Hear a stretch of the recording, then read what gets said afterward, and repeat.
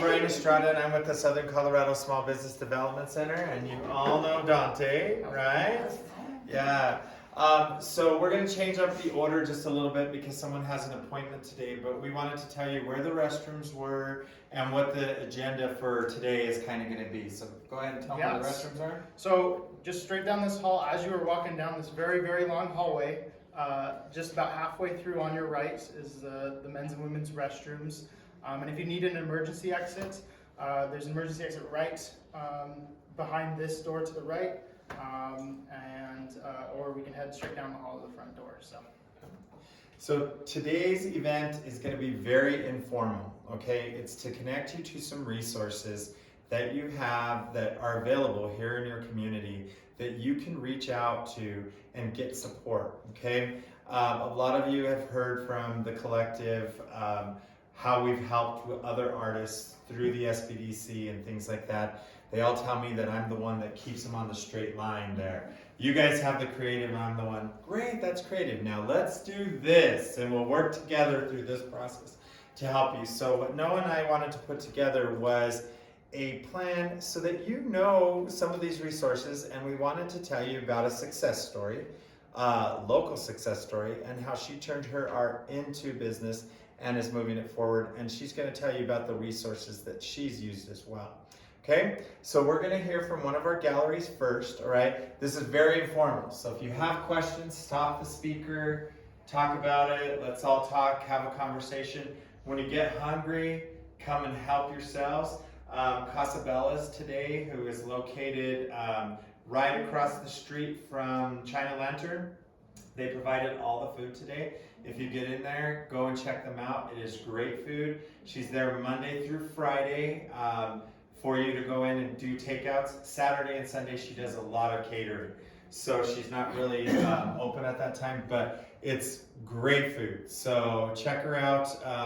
She's open on Fridays, I think until 8, right? Yep. Yeah, 8 o'clock. Thursdays, the rest of the week, doesn't she close like at 6 or 7? She closes pretty early because there's not a lot of traffic down there at that time. You know, but give her a shout out and try. So a few of us who are here today, just so we can let you, Lisa from the Greater Pueblo Chamber is here to tell you how they market things.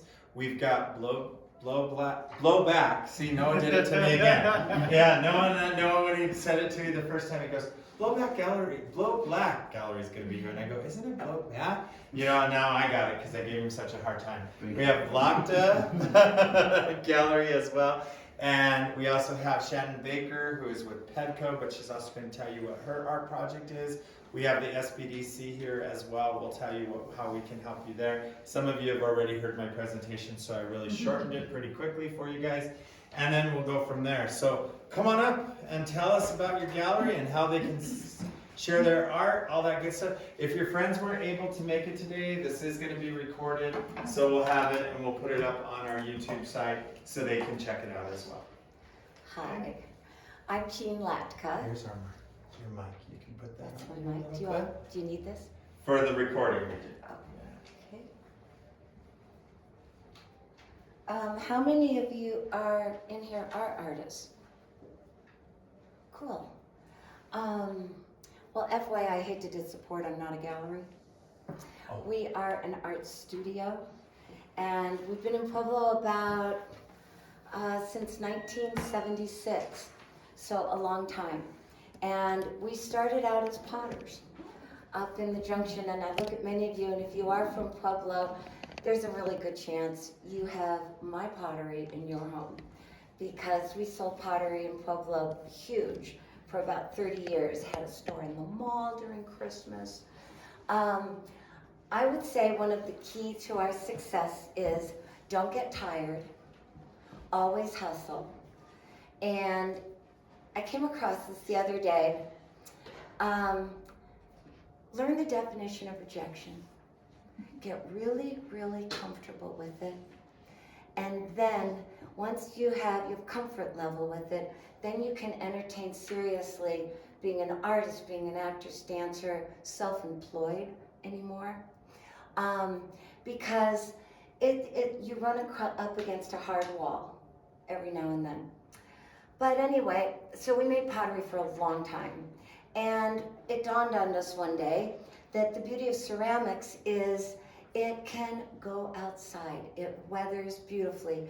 There are, shards from Indians and the Middle East. And we thought, wow, this could get us into murals because we could apply for grants, we could apply for jobs. And so we started navigating our ship, literally our ship. We called it because we always seemed to be turning it. We had raised 3 children, so we were always, looking for the next cash cow in the artistic world. So in Colorado back in the 90s, there was a 1% for the public art. And so any public building that went up, 1% of that budget went to some kind of creative expression. And they had a website, you could apply, and then you become one of 3, one of 5, and have a chance to make a proposal. So that got us into public art. And many of you are, I know, familiar with the Headwaters Fountain. This was a huge turning point in our career as well. And I always say, we had a city planner and who was a city manager briefly, Jim Munch in Pueblo. And he was a visionary. We also had a city manager at the time, Lou Quigley, who their attitude was when you came to them with ideas, it was, well, let's see if we can make that happen. I mean, it was amazing. They had a yes door, I always say. So this was a parcel of land when they rerouted Union Avenue that I happened to go and ask, what are you going to do with that land? And they were like, well, we thought we'd make it a parking lot. And that didn't resonate. It was like, but this is the entryway to our downtown and our historic part of the city. Maybe we could do something with a little bit more expression and lively connection to the city. So they were like the yes door, going, sure. What can you design? So we designed this fountain thinking that it would be, a magnet for bringing people into the city, a good welcome way, and water is always very, receptive. So this was the Headwaters Fountain. And this got us into a new type of construction called tilt-up construction. We made this on the ground. It was concrete and cranes could lift them into place. So this was huge for us because it gave us the opportunity to do large-scale sculptures for not very much money because concrete's relatively inexpensive. So I attribute so much of our public art to Jim Munch. It was really wonderful. And this right here, the spine of this was made at the New Fuel and Iron back when it was owned by a different family, and they let us in there to make these because they're 30 feet tall. And it's just, at one time it was a lively space. And then we started expanding out into other cities, and once again, a concrete construction that let us build it on the ground. We have an art yard next to our studio. I'm up in the blocks, and we have an art yard there. We can construct our sculptures, and cranes can get in there, and flatbeds. And it enables us to really pretty much take anything around the country. So this was Gemstone, and this is the opening to my studio and home. This was in Arizona, once again a concrete, just starting to introduce different materials with stainless steel. A library and near Phoenix. And then Headwaters, the harp. So this was such a great example of when people ask you to do something, they might have this vision, right? And they had said, we want a mural on the harp, designating the flood.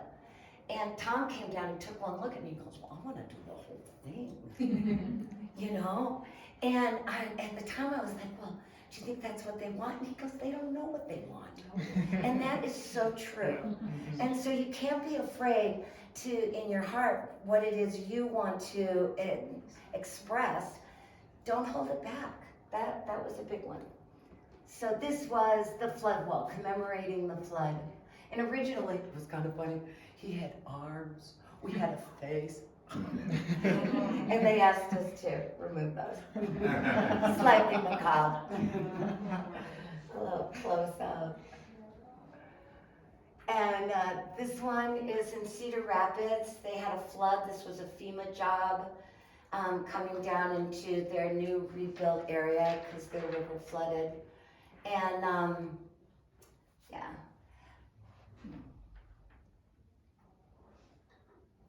This is at Bonaventure, the retirement home off of Pueblo Boulevard.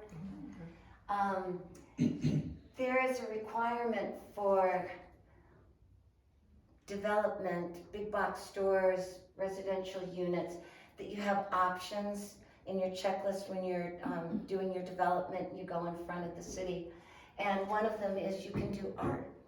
And so this company came to us and requested an art piece with a fountain and all of that.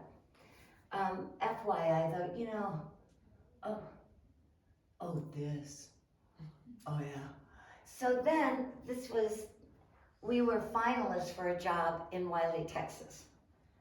And so this was our proposal.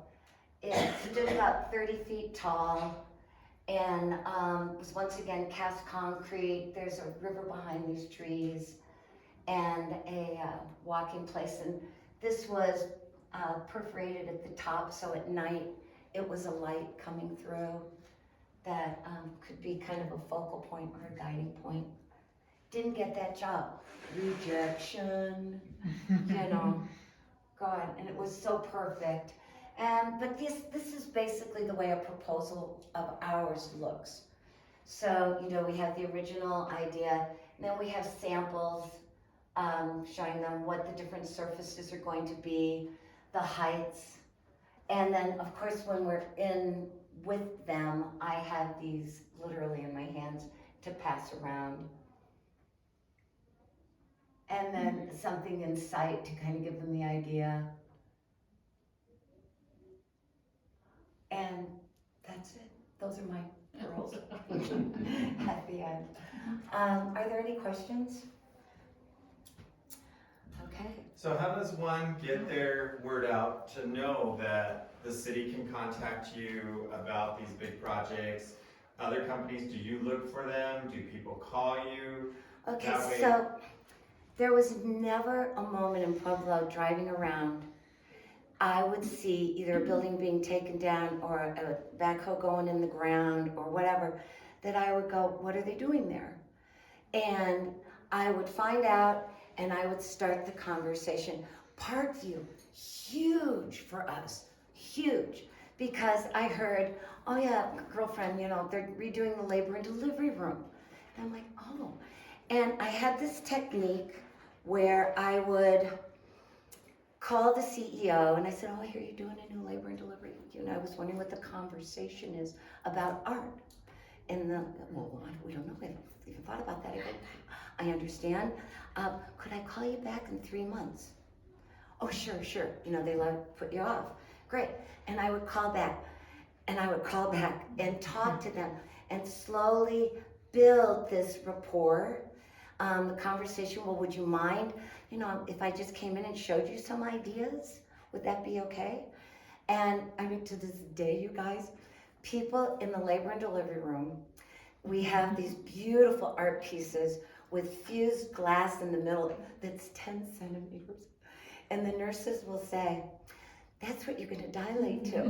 And those girls, they wanna get up and go home because you just cannot believe that this is what's happening to your body. But we did the entryway, we did walls when they took down a building. We did a huge glass piece in Parkview. That part of it is still there. When they redid the entryway recently, they gave that piece that was hanging to the art center, and so it's now at the art center.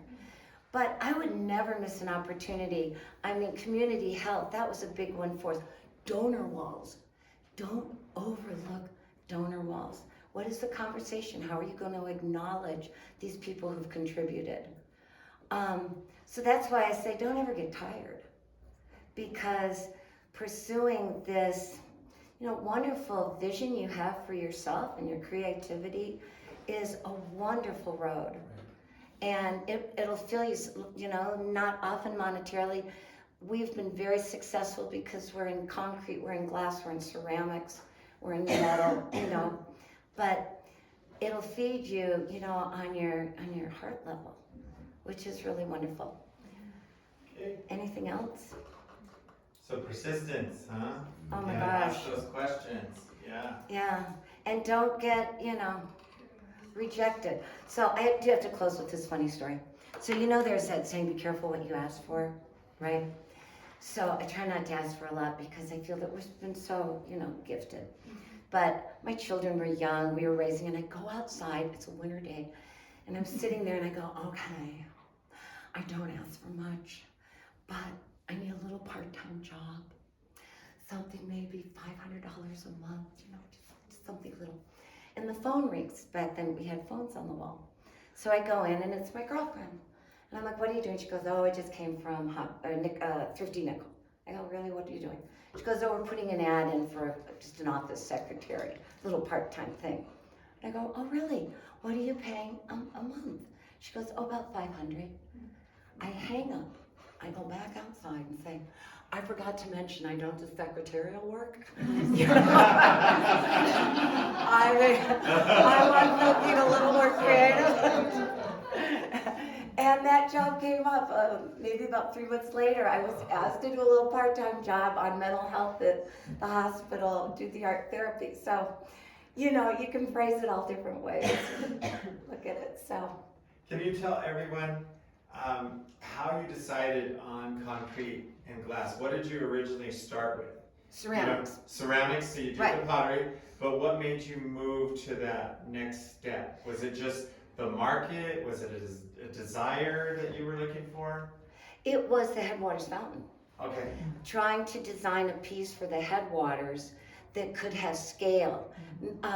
So often artwork, public art, I have found has really two audiences. One that's in a car or one where they're out of the car. And a lot of public art we've been involved with is for vehicular traffic. So, your audience is going pretty much 40 miles an hour. You need size to catch their attention. Then if they decide to get out, they can go look at it. And so concrete enabled us to have size. Flexibility there. Yeah. So I've had a chance to go to your studio, and I love the arch. I want to ask: is the Headwaters Fountain your favorite piece that you've done in Pueblo, or do you have a favorite piece that you've done here? Like my favorite piece of glass is this little thread of colored light at Parkview Hospital. It goes from the cafe through the entryway and stretches down a long hall.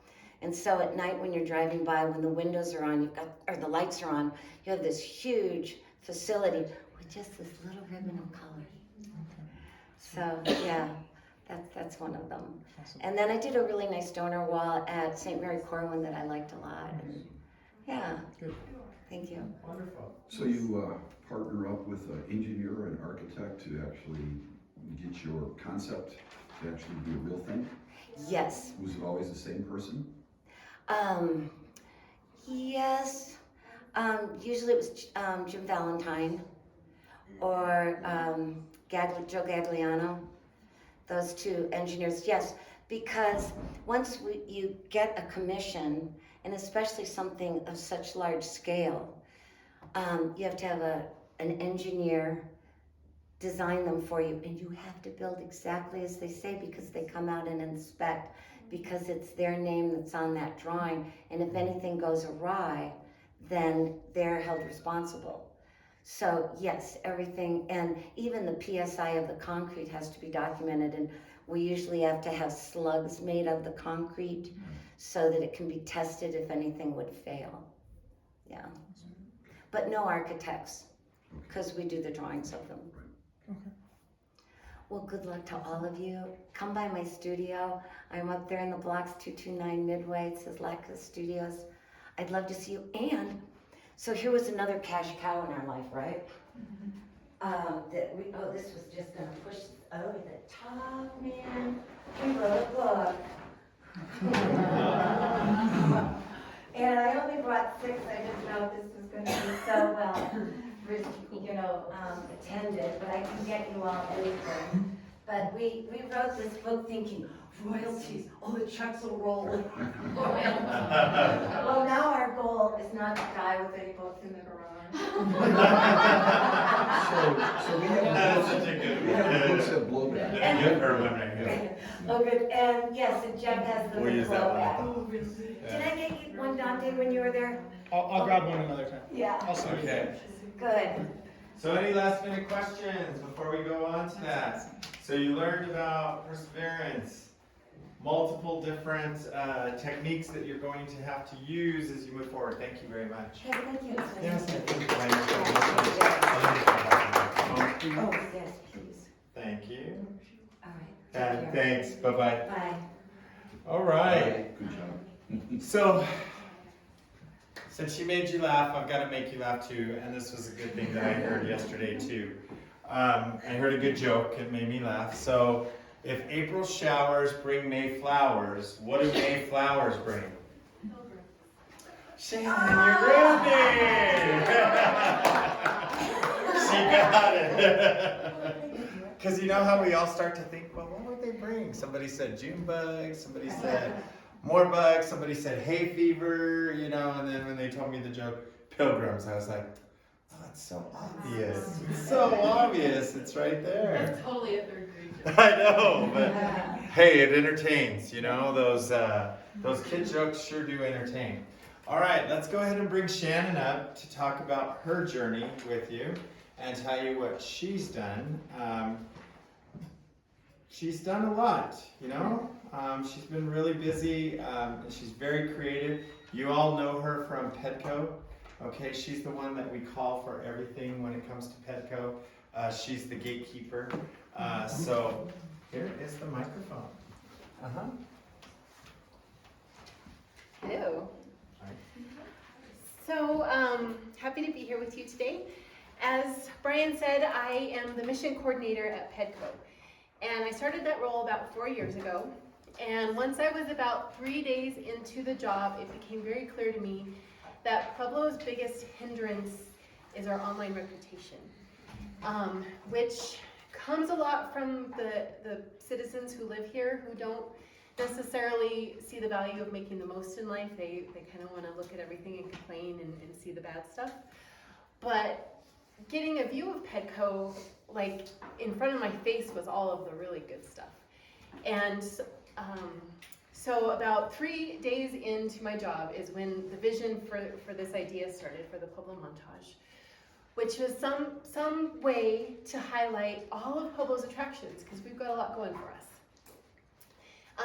Kept it in my mind, just kept this vision in my mind, and my goal when there's something that excites me is to try to think about the things that do excite me and not get overwhelmed, because there's always time to figure things out. There's always resources available, and if you are able to keep your mind on like a high vibration, I guess you could say, for lack of a better term, or thinking about the ways that it could work, those ways they'll present themselves to you.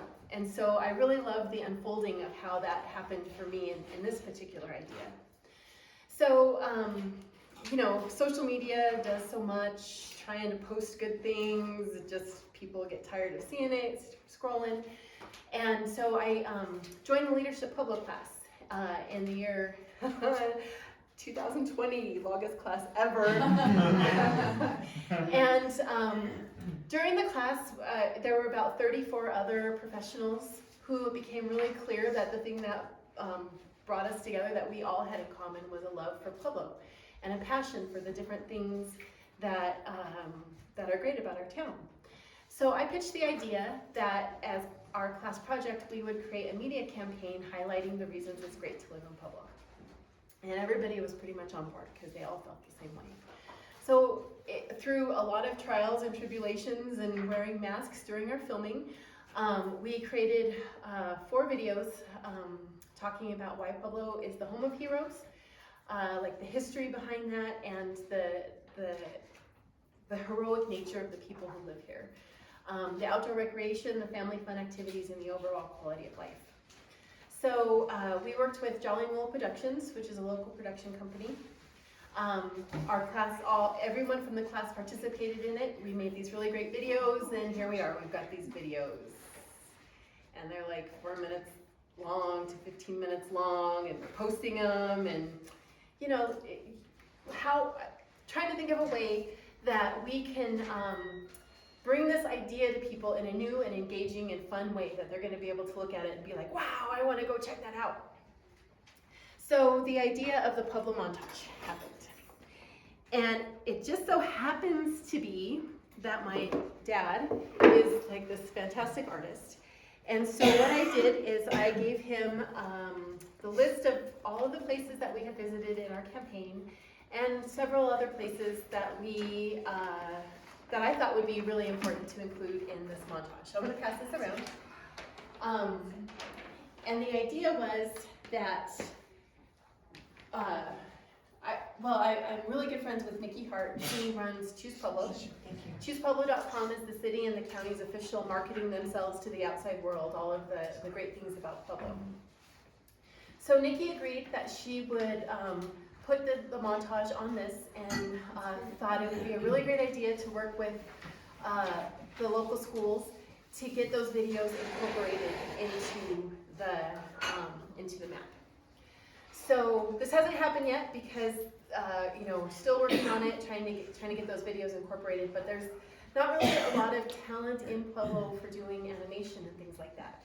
But when you keep your positivity about you and think about all the ways this is going to succeed, things start presenting. You meet people who, oh gosh, we could do this. I met one of the head ladies at UCCS, and they have a degree of innovation. Man, their students would love to do something like this for the community. So those little things, you just have to know that they're going to present themselves and recognize them when they do. So this is ever evolving. But wanting to get it out there had to start a business to buy all these puzzles and make merchandise and things like that. And that's something, I love being creative, I love having ideas and getting excited about them. But then when it comes to the actual nuts and bolts of it, ooh, super intimidating. So I started off with a 1-hour consultation through the SBDC. And the woman who gave me my consult was excellent. It gave me a lot of confidence because she loved the idea. She thought it was something that could really take off, and if we did it right, it would be a great attribute for the city. And she she introduced me to the Leading Edge for Entrepreneurs class, which is through the SBDC, and Brian instructed. And it was a class that lasted, I think, 6 weeks. We got together every Tuesday over Zoom. Zoom has its really great things, and it was a great adaptation, but man, I really like being here with all of you in person. Yep. But there were about, I would say maybe 6 of us in the class, and Brian walked us through all the different levels of all the different things you have to think about when you're trying to start a business. So the first thing was pretty much like what type of business is this going to be. Had a class learn all about sole proprietors, LLCs, all the other ones that I'm not thinking about because they didn't apply to me. Talking about what's an elevator pitch. How are you gonna get people excited about what you're doing in just a few words? Because you got to catch people's attention. There was information about e-commerce and marketing and funding options. So, and then there was a business model canvas. So I was able to kind of like bring all the things that I was thinking about, funnel them down into what was actually going to work, or how I could distill all of these ideas into something that could actually be a viable business. So completed that, and then Int Federal Credit Union was the sponsor of the program. So they talked a lot about financing options. So I went over to Int, and I was able to get a small business credit card and also a HELOC, a home equity line of credit, which would allow me to have the funds available to kind of get started on this. So how I started was, I did a lot of research on different companies in the United States that create puzzles. Because everybody who looks at this just kind of wants to spend a little bit more time looking at it. It's really, there's so much to see, so many things, so many new things that you see every time you look at it. So I thought a puzzle would just be perfect. And it would also play really nicely into PEDCO's mission, which is to attract, retain, and expand primary jobs for Pueblo. So that we're using these puzzles, sending them out to companies to be like, hey, check out Pueblo. You know, we got lots of water, lots of outdoor recreation, all that stuff you see. There's all really good stuff too. And on the sides of the box, there's the panels on the inside talk about why Pueblo is called the Home of Heroes and the Home of Heroes Tour, the quality of life, all of the outdoor recreation and sports, and then why Pueblo is a really great place to do business. So anyway, distilled all that through the business model canvas, got my business pitch down, got the funding, ordered puzzles, and then I also started a sublimation, which sublimation is super cool if you don't know about it. But you get a special printer, special ink, special paper, and then a heat press. And you print your image out through lots of trial and error. You figure out how to get the saturation right and all of that. And then you use the heat press, and the sublimation ink goes directly from a gas to a solid, so it imprints an image right onto the medium. So creating things like tumblers, and then keeping other designs. Well, you know, the montage is great in and of itself, but man, there's other stuff you could do too. So did a digital, and Canva is the medium that I use for, the digital graphics. But also created, this is the Fun in the Pueblo Sun. So this is a brand new design. There's little things you can do, have a little wind spinner, tote bags, pop sockets. So I don't know if I want to see all these, but I'm gonna pass them around anyway because they're fun to look at. I order everything through Amazon, all of the blanks, and then do the work in my home to get them sublimated. So that's kind of like how my business is going. The way that I'm marketing all of this information is created a website. Cat Fox Designs was who the SBDC brought in to talk about different e-commerce and marketing platforms. And while all of those things are really great, there's this super cool resource that is available in Pueblo for small businesses and artists called Supporting Pueblo. SupportingPueblo.com. So it started during COVID, and it's kind of like Pueblo's Amazon. So it was intended to be, you know, since we were not supposed to be going anywhere besides the grocery store where everybody else was sharing their germs at the same time. Small businesses could sell things like, you know, Springside Cheese did their cheeses and shampoos and conditioners and shirts and all sorts of different things.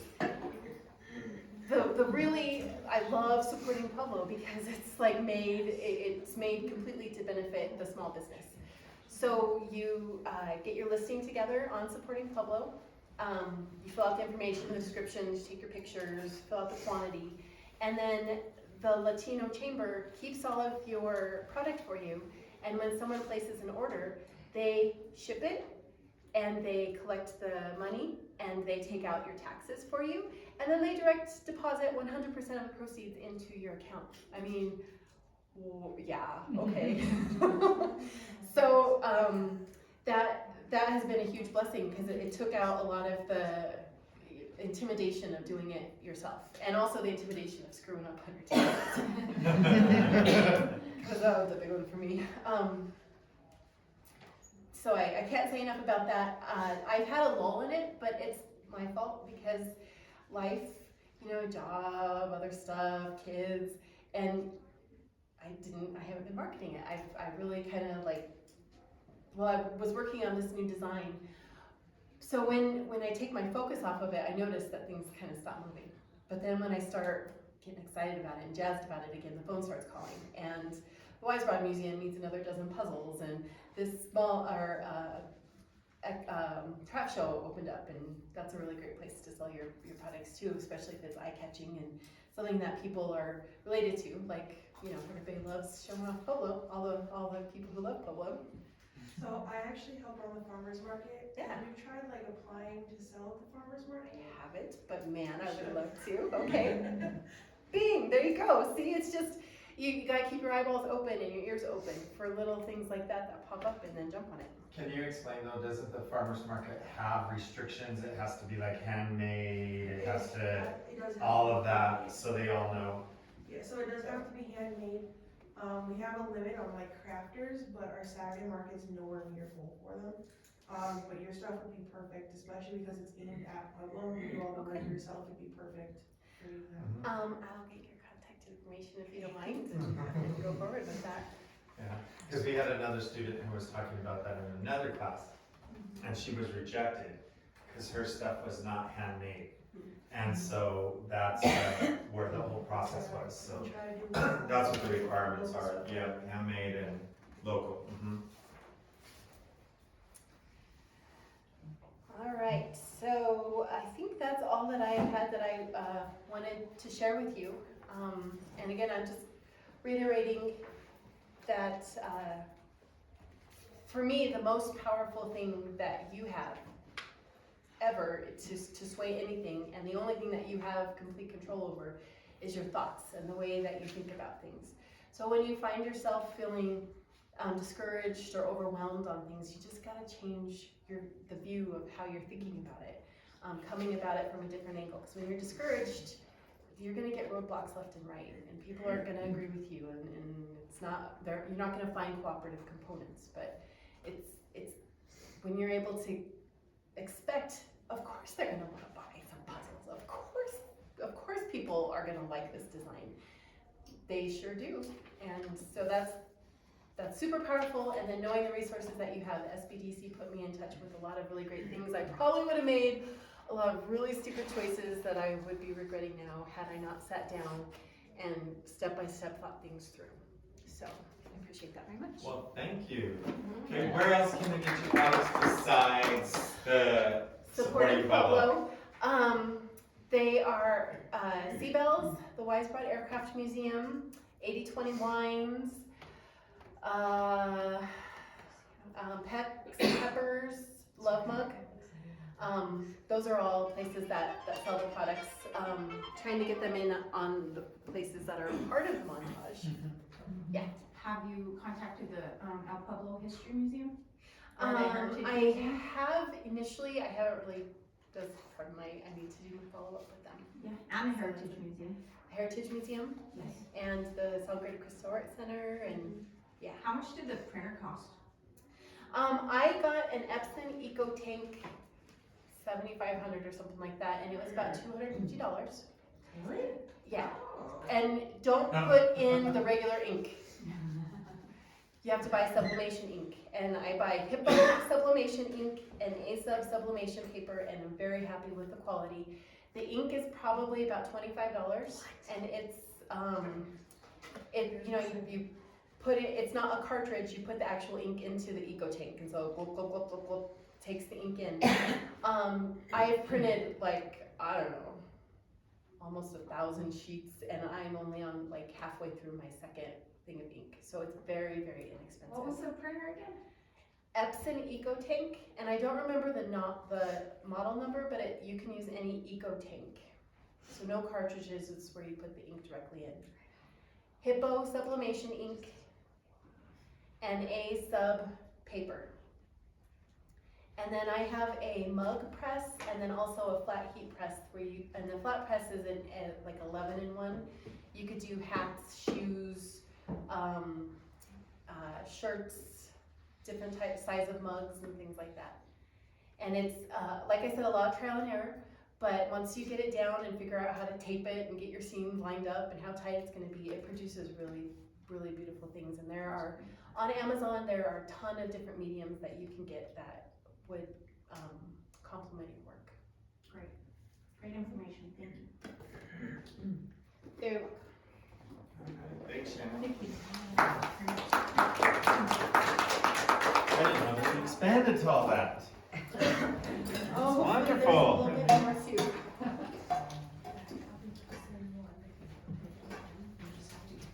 All right, while I'm loading up my presentation here, I'm gonna let Bernadette from Community Navigator come up and talk. Okay, she's gonna tell you about another resource that's available in Pueblo for a little while longer. Okay, and then I always embellish on it to make you guys get really interested into it after she talks about it. That way you'll be all like knocking on her door, okay? So I'm gonna let Bernadette talk about Community Navigator. Thank you, Brian. So I am Bernadette. I am the co-director of the Community Navigator Pilot Program. So I work for SCED. SCED is the hub. And the way that this happened was that it was a 2-year grant that was given to us from SBA. So like Brian said, we are going on our 2nd year. We are already halfway through. So if you're looking for resources or anything that I'm going to tell you about here in a minute, I ask you to jump on board, sign up, let me help you, and let me get you all the resources that you need. Now, one of the great things that I want everybody to know is that everything that we offer is free. So anything that you need, whether it be social media, marketing, maybe just a startup, a business plan, anything with e-commerce, maybe some financing, or you're looking at anything like a loan or something like that, we can do it. So what I do is I work with a consortium of 6 different entities here in Pueblo. SBDC, Latino Chamber, NeighborWorks, PCC, Robin Marketing, who am I forgetting? Latino Chamber. I'm like looking at them, I'm like, oh, am I forgetting? So yes, so anything that you need from them. So like I said, anywhere from startup, an LLC, what you need to do, what are the processes, what's the procedures, I refer you to those folks. And when I refer you to them, then they contact you, they do a one-on-one and find out what the needs of the business are. I usually have that enter the first consultation with you, kind of find out what you need, what kind of business it is, what you're selling, or what your product is, or whatever it is. And then what I do is I send that over to my spokes that I work with. So what we do is we call it the hub. I'm the hub and there are my spokes. So like Brian said, Brian always pumps it up better than I do. But yes, what we do, like I said, we offer anything for free. All of the resources are free. I tell you to take full advantage of everything and anything. Because if you were to have to go out and talk to somebody, have a consultation, they would charge you their fees. So like I said, out of these 6 different entities, you can have anything. You can have a consultation, or they can actually help you, with the resources to get you where you need to be. So, like I said, I'm Bernadette, and I'm with SCED. If you have any questions, concerns, I do have some business cards, but I definitely would like for you to come visit me if you're starting a business, looking for any resources, or already have a business. We definitely can help you with that. Any questions? No? So let me tell you what SCED is. Southern Colorado Economic Development District. Oh yeah, we use a lot. Okay, yeah, because not everybody knows our acronyms. So That's they right. help with a lot of funding programs, projects that help with our economic development for Southern Colorado. Okay, Dante, I'm gonna bring you up so we're gonna pump you up for Community Navigator, okay? You wanna get your box and stuff so we can show them what you do? So one of the things that Community Navigator has brought to the Latino Chamber, okay?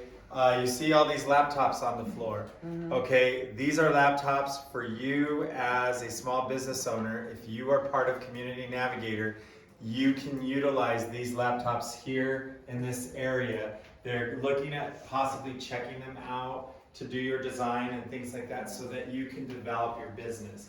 All right, so that's helping you with the cost of a laptop. We now have a professional photo box for you to put your project in there and take the pictures. You can change the light, you can change the color aspect of what you want, and then you get to put it on Supporting Pueblo, which will be becoming, thanks to Community Navigator, Supporting Southern Colorado is our working name because we want to help everybody. So Supporting Pueblo is our Etsy, Amazon, however you want to look at it. But like Shannon said, you pay your yearly fee, but Community Navigator's picking that up for you for the rest of this year. Okay, so it's usually $100. Okay, but if you sign up for Community Navigator, say, I want to market my product, Bernadette's going to connect you to the Latino Chamber. You can use their green screen to do whatever you need. They've got the camera that you can do to use that. They've got podcast equipment now. So if you want to talk about your podcast, do all of these things. Okay, so Community Navigator's taking care of that for you. Afterwards, to utilize like the green screen podcast, things like that, they may require you to be a member, but the Latino Chamber membership is not that expensive. Okay, so you really want to take a look at that. But they have all these resources for you. I cannot tell you enough to use Supporting Pueblo. All you have to do is give them the pictures and bring them the product. They do everything else for you. Okay, so it's something that you really want to do, and that's all because of Community Navigator. Second thing, or next thing that Community Navigator can help you with is they have a social media expert. Okay, that you can use this social media expert for free to get all your social media scheduled, produced, ready, things like that. Okay, sad thing is we don't have enough funds. We're re-looking at it right now. We don't know if we can help with any more e-commerce sites, but they helped over 90 businesses with their e-commerce sites, okay, through Community Navigator. The next thing that they do is, who has worked with QuickBooks? Anybody? Okay, does QuickBooks give you a headache? Okay, we have a QuickBooks coach. We have someone who can help you set up your QuickBooks, okay? So that's $75 an hour. Bernadette will get you set up for that. We partner with NeighborWorks. I almost said Neighborhood Works like we all do, but it's NeighborWorks, okay? And they have a lot of funding. They're a nonprofit lender who will help you with your projects and things like that. And they don't have all of the restrictions that typical credit unions or banks have. So all she's looking for, as Bernadette said a couple days ago, is collateral to cover the loan and proof that you can make the payment, okay? And it's a lower interest rate, all right, than you get at the banks. So you definitely need to reach out to Community Navigator. It will go through October. We'll take you on as clients, but it goes away at the end of December. And so we're stopping taking clients in October so that we can move forward with that, okay? But there's still valuable resources there. So come and see them, you know. We're spoke with them as well. We've done a lot of work. We spent all our money because I'm just like, come on, get in here, all right? And so we've gotten people set. But like I said, we helped 90 people with their e-commerce site, you know. So that's a great thing. So Bernadette's really great to work with. She's not like me. She doesn't like to talk, go out there like that, you know. But it's a valuable program, so make sure you get her business card so she can send you the link so you can register. Right now they're in the process of, we're trying to graduate clients, okay, so we can bring new people in.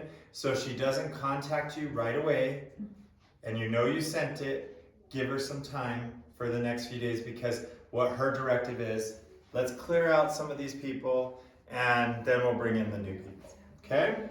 And usually it's within 24 to 48 hours. I will give you a call and send you an email, just so you know I did receive it.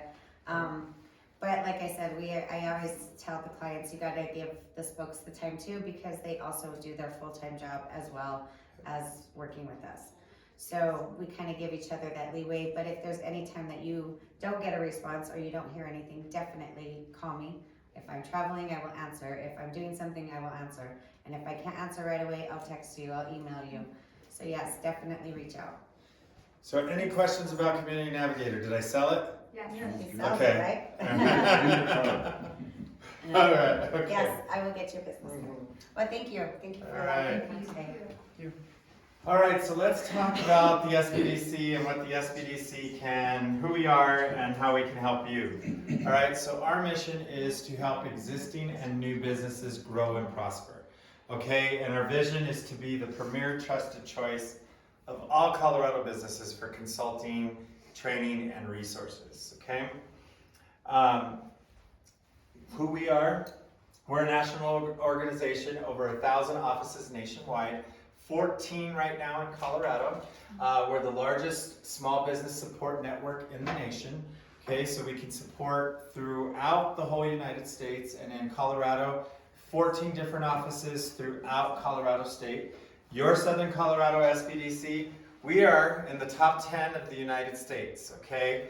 We've just been awarded, we just got the notification last week, so I'll toot my own horn, okay, and my team's horn here, but we are the winner of the State SBDC Innovation and Excellence Award, and we are also the Region 8 winner of Innovation and Excellence Award. So we beat out Wyoming, South Dakota, North Dakota, there's like 8 states there. So we're in the top 10, and then our SBDC is also the 2022 Colorado State SBDC Award winner.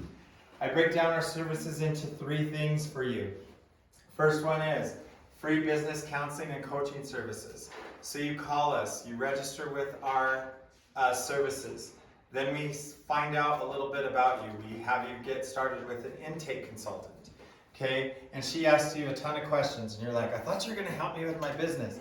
All right, this is so we can find out what you need so we can get you into the right meeting with a consultant. I shouldn't have said get you into.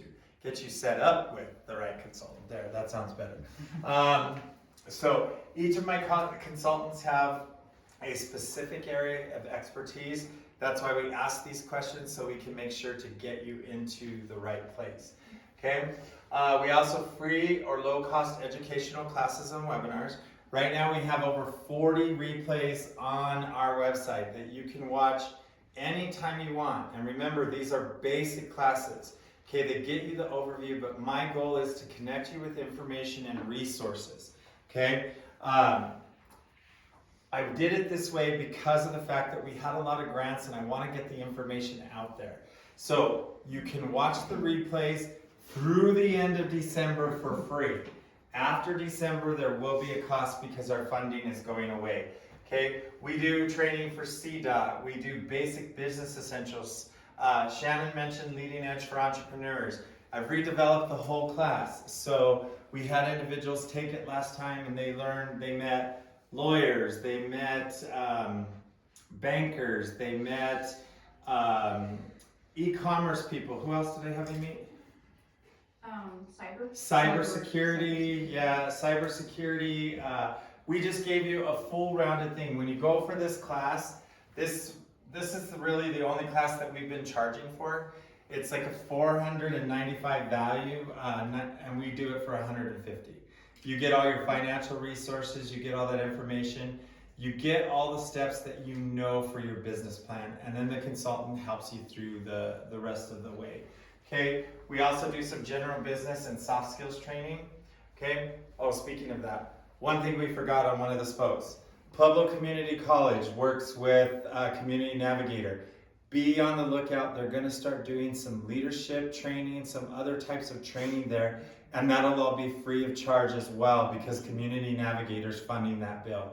Okay, so if you feel that you need some of those trainings and things like that, that's not offered by the SBDC, you check out the SCED website and it has it's the Community Navigator website. Yeah. They have their own website, but they'll have those trainings there too.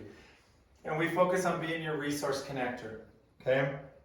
One of the things about being resource connectors, I don't know everything and I know that, okay? But if I can't find the answer for you, I'll tell you, give me some time and we'll locate it, all right? And so we connect you to business services, gaining capital funding, scaling up, and you noticed I skipped over grant resources, okay? I'm gonna tell you about grants right now, okay? You as artists are lucky because there's grants for you out there, all right? For everybody else, not so much anymore, okay? They got it all at Christmas time, okay? But, not Christmas time, but COVID time. So COVID was Christmas for the businesses is what we'll say. Okay, so it's Christmas time. But what you need to do is there's 2 sites that you really need to go and look at. The first one is grants.gov, okay? That is where the United States puts all of their grants that they want to get big exposure on, okay? You have to watch when you do your search and your structure, things like that, because if you put in the wrong word, it sends you somewhere else, so test those words out and get ready. Also in grants.gov, everybody says, I don't know how to write grants. First tab, grant training. Grants 101, Grants 102, and it shows you the steps that you need to do, okay? What I will tell you about grants is read the grant first, okay? Because if it's $10,000, look at how much you have to report for that $10,000 and look at how long the application is. If it's a 50-page application and you have to report every task you do, keep your money, okay? I need to do something that's bigger with that money, all right? So be aware of it. Make sure it fits for you. Make sure that you get there. Once you do one application, that's the great thing about grants, is once you've taken the time to do one application, you can cut and paste that application into other grants. So invest the time to look at it. Okay, the other site is the OEDIT. It's OEDIT.org, Programs and Funding. Okay, there are several grants listed there. I did not put it on here, but there's a new grant getting ready to open up. I've shared it with the collective. So if you're involved with the collective, there's a new installation grant up to $35,000 that individuals can work together on. I'll pull it up, I'll look on my computer while the other speakers are going, and I'll get the exact name of that grant that's opening up here. But that's what you want to start to look at. But go to these, read them, you type in arts, and it's gonna come up. Community arts projects, this education in art. There are grants for you to figure out a way to make them work, okay? And what I would advise you for any grants right now, do them as soon as possible, okay? Because things are changing at the federal government level, all right? You've all noticed that COVID is not our top priority anymore, okay? So COVID will be funding that was available for COVID will go away on May 31st. And then everything starts to go away through the end of the year, okay? There's some ARPA funds that have already been awarded that will last through 2026, but they all have requirements and things like that, okay? Here's some upcoming classes. Tomorrow at Pueblo Community College, our events that we have is our Small Business Expo and Resource Fair, okay? So with the Resource Fair, I even forgot about it, see? Yeah. But they can hear me. From all my years teaching classes. It was, you can hear it, yeah, it's all those years.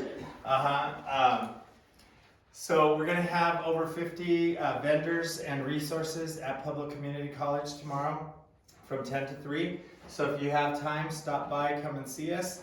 I think Prudence has 3 spots left. I got 5 spots left, so if anybody still wants to Okay, be a vendor. it's only $30 for a table. Last year we had over 300 people come with COVID restrictions. This year there's no COVID restrictions, so let's see what happens. Let's cross our fingers. There's just so much going on Cinco de Mayo tomorrow. So that's the only thing that's scaring me about attendance tomorrow. We started a new program during Small Business Week, which is Business Starting in a Day. We'll have that program again on July 10th. What this one is, it's a basic overview of all the things you need to start getting ready to get your business started. Okay, so it's the precursor to like your leading edge plan. All right, it gives you an overview. It was free this last time. We'll see if we can do it free in July. I'll see if I have funding, but we may need to start charging a nominal fee for that just because we feed you lunch. Okay, so we got to cover the lunch costs. All right, we also have a networking group that Dante helps facilitate, and it's a second Tuesday of every month at Bruce Ale House. It's called Startup Pueblo. So we get a bunch of creatives, a bunch of entrepreneurs together. We have a speaker, and then everybody just talks about issues that they're having, things that they're thinking of doing, and it's a good networking group to bounce ideas off of. So if you have the time, pop on by. I haven't been able to attend the last several months because of classes that I've been teaching or other obligations, but it's actually clear on my calendar this time, so I will be there, Dante. All right, one of the big things I get requests for all the time is HR training, okay? And so HR training is a whole other thing that is so very expensive and very hard to find. But what we've been able to do is get someone to come in and give you some of the basics. So the biggest thing that I hear is people are having a hard time recruiting, retaining employees. So we decided to do an HR training on the employee life cycle. So we did last month all about the new laws that are in effect in Colorado. So that's on replay now. This month is about employee attraction and recruitment. So that way you know how you can start to recruit. Then we're gonna go through the whole life cycle of an employee. Okay, so that means once you hire them, how do you onboard them? How do you train them? How do you coach them? How do you write them up? And then how do you terminate them? Okay, that way you know the whole process, because we would love every one of our employees to come and stay forever, but we know that's not the facts. Okay, that's not realistic. Then we have our Getting to Know series. So if you look at us, we have several series every month where we're telling you about resources that are available throughout our community. Okay, last month we had the chambers talk about who they were, what they did. Okay, this month we have Mark Carmel Veteran Services coming to tell you what they can do for you and how they can help you if you're a veteran. Okay, we've done several with the library, with workforce, so that you know all of those resources, and we're going to continue to bring more there. Okay, here's a couple of our flyers. This we just did business starting a day. Here's the one for today. There is the information for the HR next week if you're interested. And then here's our small business and resource fair. So if you're interested in that, like I said, stop by, or if you want a table, come and check us out tomorrow. Like we said, we have 5 spots now. I thought we were at 3, but that's good. Okay, let's see. And it's a really good event to get your product out there. We always have great fun too. All right. So next, any questions for me before we move on? Hey, you're like, shut up already. No, I like to go on that. All right, so let's hear from Blowback Gallery, okay?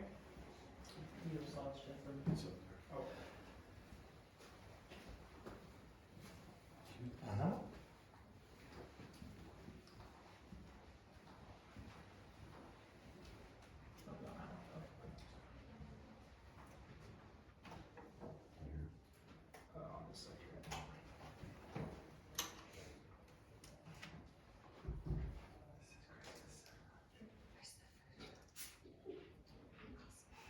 It's good, the salsa's hot. Oh, my mouth is on fire. That's why I was waiting for other people to eat. Well, don't smother it like I You're thinking that it's mine. I, right? Don't do what I did. I What happened? I said The this. sauce is a little warm, the sausage is sort of mouth on fire. I said the salsa's hot, so don't do what I did. Yeah, I did think you were. That's funny. You know, us Mexicans, yeah, with a lot of everything. Yeah, so it's hot. I used to do good, like, I used to do the hot papillon every time. Oh, yeah. Oh, I like that. if it wasn't lava, it wasn't for me. It only lets me do it if Your it's nose that is size. running, right? It only lets me do it if it's that size. Is that okay? Because then it's the flip of the internal heat switch, so you're like, okay, it's 100 degrees outside. Yeah. It feels like it's 60. I know, right?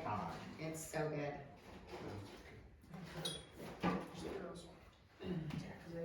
Hello, I'm Jeff Medine. I own Blowback Gallery. I moved to Pueblo in 2016. I lived in Durango for 21 years, and I just kind of got bored with Durango.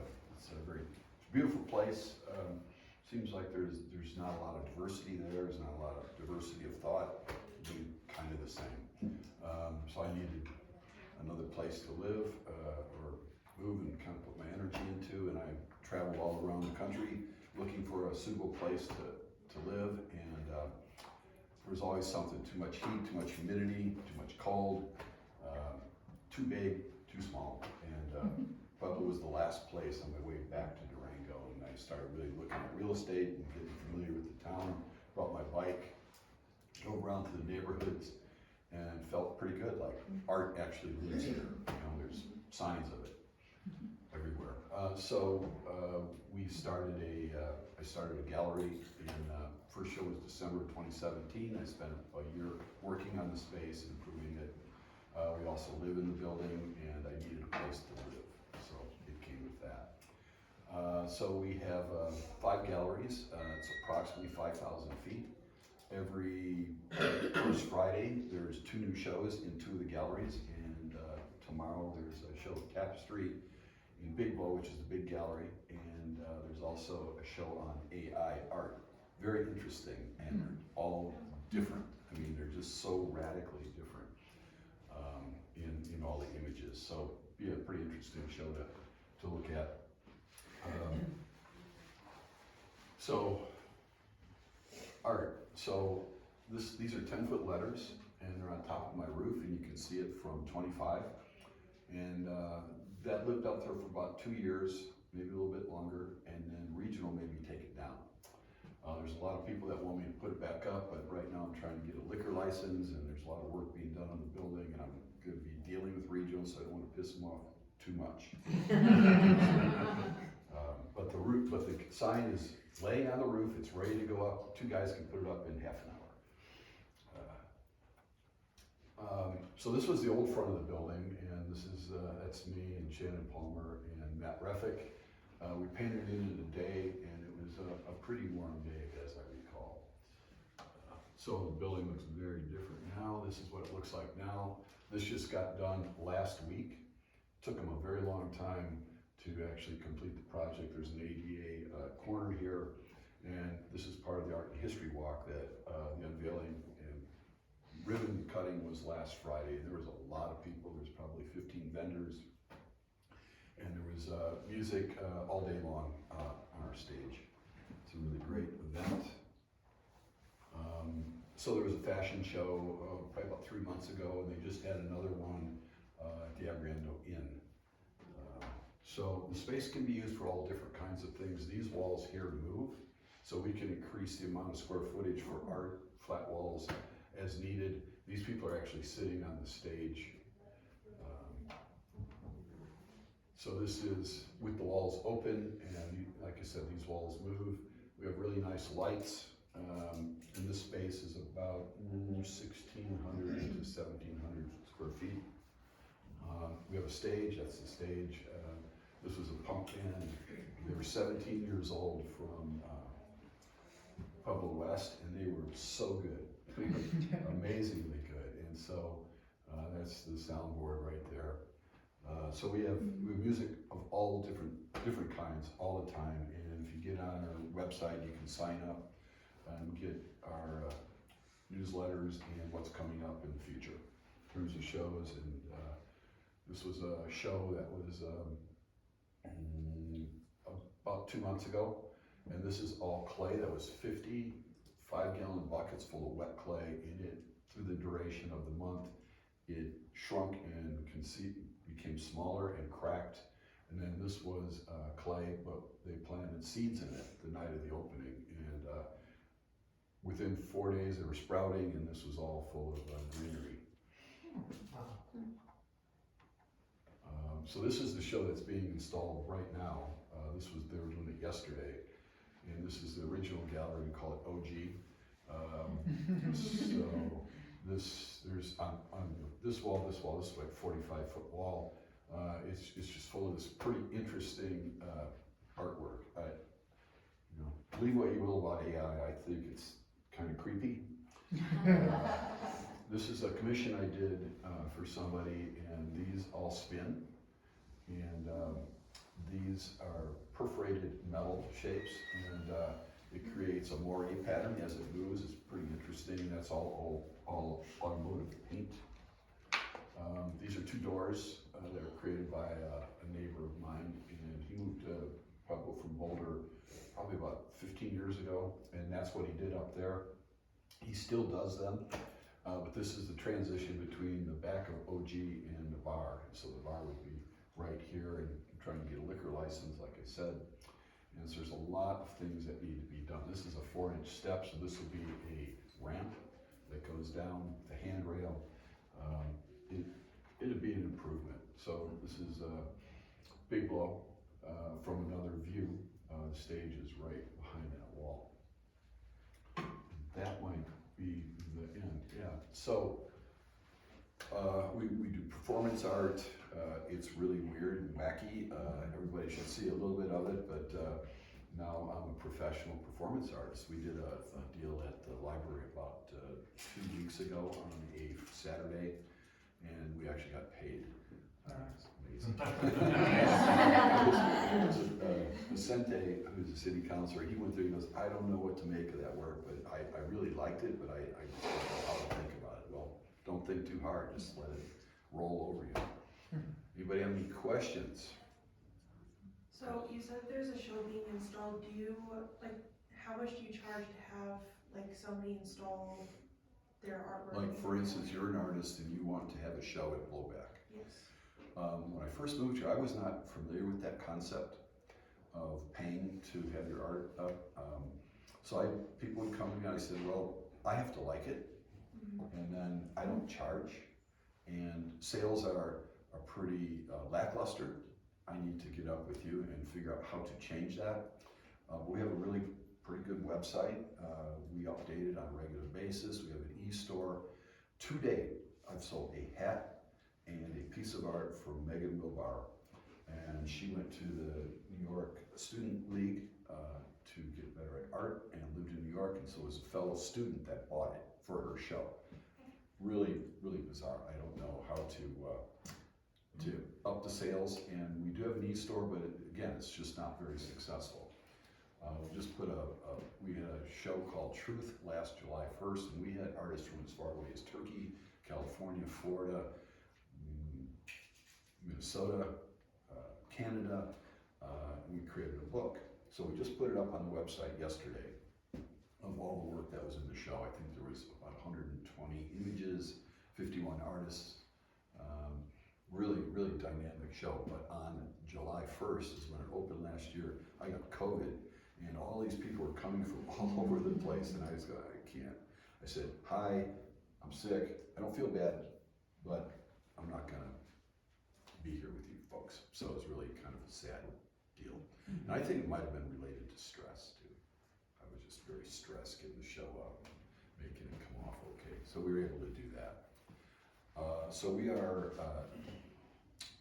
so if you know where ABC Plumbing is off of Santa Fe, we're on the other corner of that same block. So we're on Spring and D Street. And there's gonna be an outdoor place to hang out, drink, smoke, whatever, and then it'll be kind of off the stage. The bar will be expanded, and there's another room that's all being re-drywalled, and we can rent out various spaces if people want to have a meeting. We can do that. But anyway, the art always changes there. Every first Friday, there's new work, so you'll always be rewarded. Like if you go to John Doe, I won't say anything bad about Red Doe, but the work never changes really, unless they sell something and they put something up. So that's kind of the nature of his place. I just want ours to be fresh all the time. And so we have work, we represent about 42 artists, and all that means is they've had a show there or they're going to have a show there. And so we retain some of the work from their show and we put it on the wall and keep those always changing also. Do you keep a fee if a sale is made? Yes, it's a 60-40 split, 60 for the artist, but if you go to most galleries, it's a 50-50. And I'm trying to have artists make a living. It's very important to me that they can be more professional and sell their work and actually sustain themselves. How often can they present you with new art? Anytime. Anytime? Call me up, say, I got some work to show you, and I look at everything. I might not like it, I might not see a place for it, but I will look. And we also have a group show, and it's open to anybody. And we call it the holiday show, but it's really not holiday related. It just starts on the first Friday of December, goes to a couple of days after Christmas. Last year we had a lot of work, and that was the first time we ever charged to put their work up, just because it costs a lot of money to just put the work up on the wall, prepare the walls, Patchen, et cetera, so, and then in promotion, so, but, if it's a show and I like a person's work, we put it up on the wall, and hopefully there's some sales. Usually there's some, but it's not great. But I keep meeting new people that have never heard of the place, never been there, and they somehow find their way in there, like, last Friday. I talked to a lot of people who never heard of it, and they were really impressed. So they'll be back, they'll tell their friends. I think Pueblo is a town of tribes. All you gotta do is get a couple of tribal members, and then they'll tell everybody else, and that's how it works here. That's a good way to put it, tribes. I just say, we just talk a lot. Once you get somebody to say something, then they go and talk about it, so, yeah. Do you accept like photography pieces or is it just? Oh, absolutely. There was, the last show was photography. It's Kevin Malella, who's a professional photographer. He went to Columbia, got his MFA there in Chicago.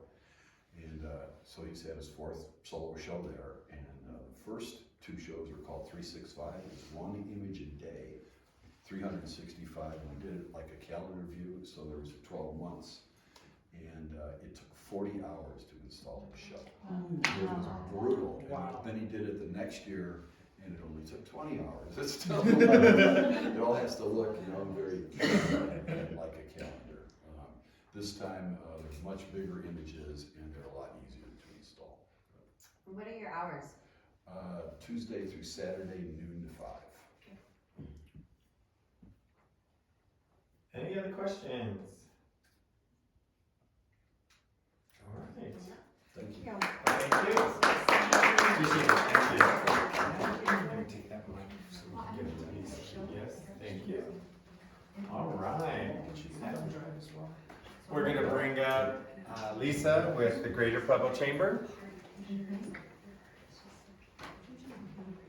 Yeah. One of the things that's different about Pueblo, I shouldn't say different, but it's just very obvious in Pueblo, is that all your chambers work for you. Okay, so here in Pueblo, the chambers are active and alive. And then they do a lot for the community. In other communities that I've lived in throughout the years, the chambers aren't as active as the 3 here in Pueblo, Colorado. So definitely get to know your chambers and then see what they can do for you. So Lisa's going to tell you about what the Greater Pueblo Chamber does for all of the artists, okay? All right, well, I'm Lisa, and I'm from the Greater Pueblo Chamber of Commerce, and I also do Visit Pueblo. And people don't always understand we have 2 arms to our organization. So not only do we have the chamber side, but we're also the Convention Visitors Bureau for all the Greater Pueblo area. So we also do that too as well. So needless to say, we're extremely busy over there, constantly doing something or another. So I do, before I kind of want to get started and kind of talk about the Blowback Gallery, I have done a lot of stuff with Jeff. It's a great gallery. And you guys never toot your horns as much as you really should and kind of interconnect. If somebody is an artist, say you want to put something at Blowback, my thing is take pictures of that, put it on your social media, like what Jeff does at the art gallery. Go on his Facebook page, make sure you like it, because all those artists, you're helping every 40 artists or whatever he has in his gallery every day. When you go and you like that, you share those posts, all that kind of stuff, you are helping them. So help each other out as artists and kind of do that. So we'll kind of move on from there. So we all have the greatest, we're a creative corridor here in Pueblo. We have a collective of artists all around Pueblo, and that's why we kind of go each way. It is a host of numerous, wonderful events there. I ain't gonna go on to that, you kind of know who that is, but when we go to all of our different conventions and we go around the state, people look at Pueblo as a really up-and-coming art district, and that's what we're really trying to promote. So that's kind of, this is the Arts Consortium as a whole. I'm also go to the Arts Consortium. So I want to hear from all the artists of how to promote you. That's my job. My job is to promote the whole Pueblo area. That includes the museums, the artists, whoever it is, that's my job. So the more I know about the art, the better it is for me when I go to all these different places to try to bring them here, because my job is to bring people here. So we want to know all about what you guys are doing. So if you have a card, or anything like that, you kind of let me know about it. This is our commitment. Our commitment is to bring the visitors here and also other organizations to our area to basically promote anything going on in Pueblo. It's a collaborative between you, me, the Latino, whoever. It's us as a general whole that's gonna get our name out there and further to promote what we're doing. So I just want to create an immersive and engaging experience, and I'll kind of go through that a little bit more, how the arts actually plays a little role in it. But I want to get people here to attract visitors. That's to our art galleries. That's even downtown to look at our murals. Anything, that's what I do. If somebody's interested in art, I sit down with them and tell them all the stuff we have. I actually have special printed material that I actually will hand out to them, and you'll see some of that as we go through. So this is some of your resources. First of all, I have a group called Destination Pueblo, which I run. It has a bunch of different, all sorts of different attractions. There's nonprofit, commercial, and performance-based, like live dance performance, sporting events. We just started this. Our chamber, as far as the Visit Pueblo side, just started an arts consortium. Our first meeting was actually last night. But we promote all of that in a whole. So our Destination Pueblo, I want to have a piece of group from every single thing, because we get together as a whole. We talk about what's happening in Pueblo. That way I can push it forward and get people to actually be interested in what we're doing here. This is a lot of the different places that I have. And it's really important, like even like Soho Yogo, a lot of people don't know what that is. It's that young person's group. And they're a bunch of young teenagers. They send out all over. They are social media gurus, right? There's never been a teenager without a dang phone. So they send these people out to all these different places to kind of do that. So those are the people you might want to hook up with. Soho Yogo's great. Like if they're having some sort of art thing or something, you know, hook up with them. Community partners. All of us have to be a community partner. We have to be kind of together. Also, what we do is we look at everything when it comes down to, and I know Latina does that too well, so does Small Business Development Center. We have to be your eyes and ears when it comes to something that may hurt the arts industry, may hurt our museums, may whatever. That's part of our arm. So, you know, if there's something that's rolling up that you don't understand, that you hear on the news about some sort of something that's coming up that might be hurt, let us know. This is our website, visitpueblo.org. A lot of people don't realize this exists, but we do a lot of stuff when it comes to the creative side of Pueblo. We'll put it on there and they can actually learn more to kind of find out about it. And let me go to the next page. I don't know why those ones didn't load. But there's a bunch of different pictures. Well, geez, I don't know why it's not loading at all. But you can look on your site on there. I don't know why it's not even, it's kind of weird. Fix it, dog say fix it. That's That's what I tell Mark. Mark, fix it. Make it better. Yeah. But anyway, so our visitpueblo.org, we have all sorts of different things on there. And so what we have, like the art stuff, the Levee Walk is a huge thing. It's an up and coming thing that I also try to promote. Isn't that weird? It was up and running before I even got started because I went through the whole thing. It's really odd. That's okay, just go ahead and go on to this one because it's just mainly. So the next one is like our visitor guide. It's not on there, but our visitor guide actually, you can actually, like as an arts consortium, get together with all the other things. So if you have your arts maybe at one of the galleries downtown, and maybe Blowback Gallery, maybe San Gabriel Vista Art Center. So you guys as artists as a whole can get together and place an ad in there. It's really cheap. It's like $400 a year. And it's a 2-year run. So it ends up only being $200 a year. So if you get an ad all together to maybe mention all those galleries, that is distributed everywhere. I'm serious. Like I take it to Denver. I take it to Springs, any convention, trade show I go. It goes into every welcome bag to every single visitor that's from out of town. We do visitor bags for every single convention. So even like this month, I bet you we made 15 to 2,000 bags. We hand it to every visitor that comes to those conventions to know what's happening up in Pueblo. So that is distributed extremely everywhere. This Livability magazine too as well, has a little piece and pie of the arts district in there too as well. You can kind of see some of the stuff that's in there. It also lives digitally, same thing with our visitor guide, it lives digitally. So people are just scrolling around town worrying about Pueblo, it'll actually bring up some of these really cool things. This is one for you. This is Pueblo Shares. I would take this down. It's Pueblo Shares, you might have it on there. But what that is, it is a website, and it's for media that we share out. So when you put it on there, it's free. You're not gonna get any credit for it. But we can actually send this out to like Parkview, to anybody who's interested in, I send it out to all of our magazines, any of our media that we have, I send it to like KKTV, I'll send it to, pretty much, I'll send them to this website. They can go down and download images of Pueblo for free. The nice thing about that is you can't really put like your individual artwork on there, but if you have it sitting on a gallery or you want to do something, I would get grandma and your nieces and nephews to stand in front of it admiring your little artwork, put it on there, because that might end up on the top of that Livability magazine you just saw. That was actually one of the artworks. So I would, look at that and see what it is, because it'll end up on that. Plus Parkview, District 60, District 70, when they're doing HR, if they have somebody come in like a doctor or something like that, they send all these pictures to it, and it just lives, and they can actually pull these pictures off for their own media too as well. So it just kind of lives. But this is kind of gives you the details of actually how to get on there and actually share your content. So this is just some of the stuff, and there's the arts and culture. This is some of the stuff that there's not a whole lot of arts and culture on there. I just want to tell you, there's not a whole lot on there. See, like there's people admiring stuff. It's really important because we pull from this like everywhere.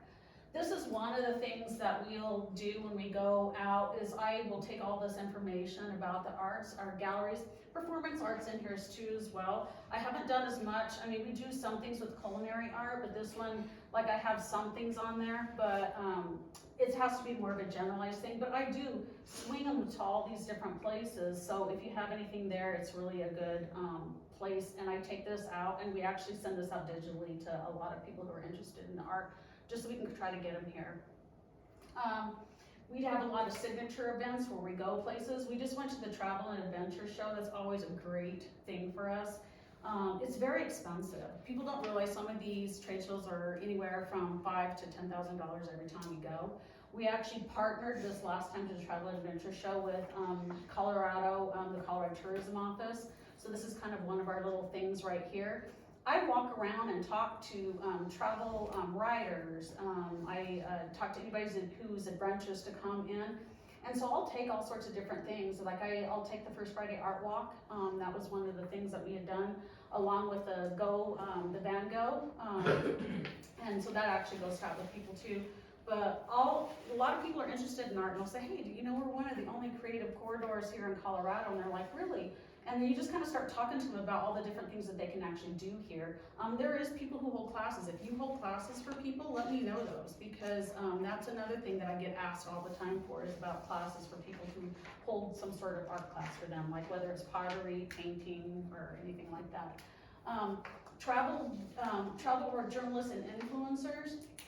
I send people out all the time when it comes to any of these kind of things. We just had the Rocky Mountain Food Tour, the Real Food Traveler. This is one of the things that I sent him in.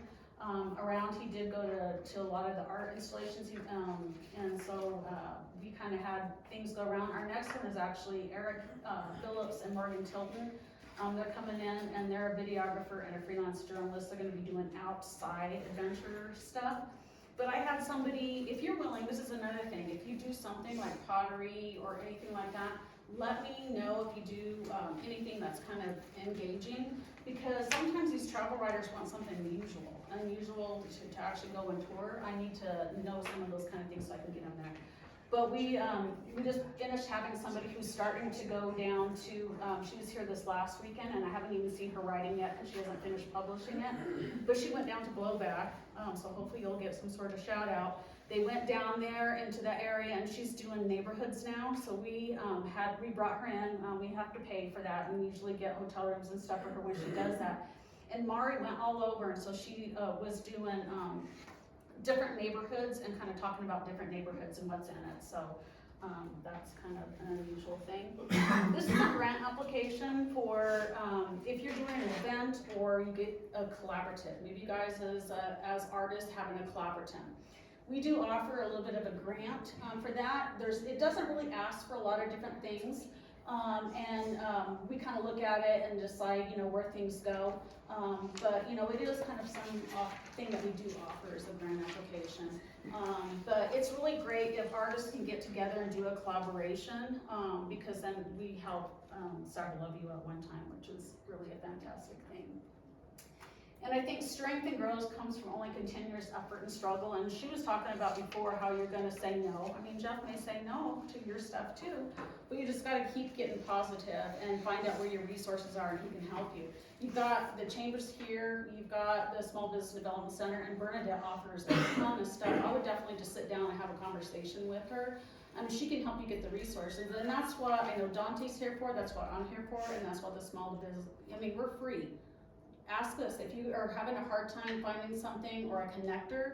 I feel like I'm a really good connector because I do the chamber side, I do, you know, Visit Pueblo side. I have to talk to 50 million people. If you're having a hard time and you don't find something, reach out to one of us that are in this room. We'll try to find something for you. So you got my card, definitely reach out. If it's no question's a stupid question. If I can't find it, I'll reach out to those people that because I couldn't find, like I had to find judges for a certain event. I reached out to Latino, I reached out to whoever I could to try to help me make it satisfying. I want people when they come here and they visit here to be kind of satisfied. So, and to get together, we are better together, and that's the whole thing. Don't think of yourself in this ocean all by yourself and trying to swim with your artwork. We're here for you. I mean, that's the whole thing is we succeed as a general consensus. So just make sure that you are reaching out to us. This is our team right here. It's not a large team when you think of all the stuff that we actually do, but this is our team right here, and that's my main, my contact information. And I do want to say too that I also do the Lodging Association, which is another big, huge association here in town. And one of our few meetings a while back, they were talking about they want to get a little bit more involved in the Pueblo stuff. Not all of them are able to do certain things in their lobbies, but they were talking about maybe working with some artists at some point. So if there's a big art thing that's happening in town, they would be willing to do some in their own lobbies too as well. So like she said, reach out, you never know. She reached out to Parkview and look what she was able to do.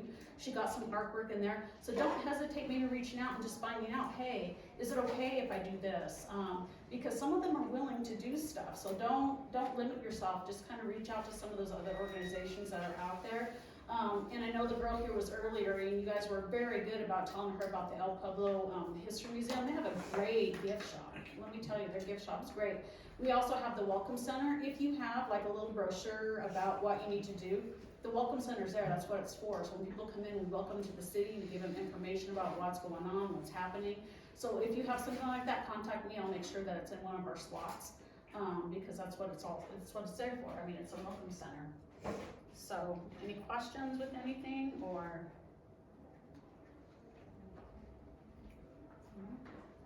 Inspiring. It's exciting. Yeah. There's just a lot to do. I do a lot, like I said, that's just a part of it. Like every day, like I just recently did a convention. They're not gonna be here for like a year from now.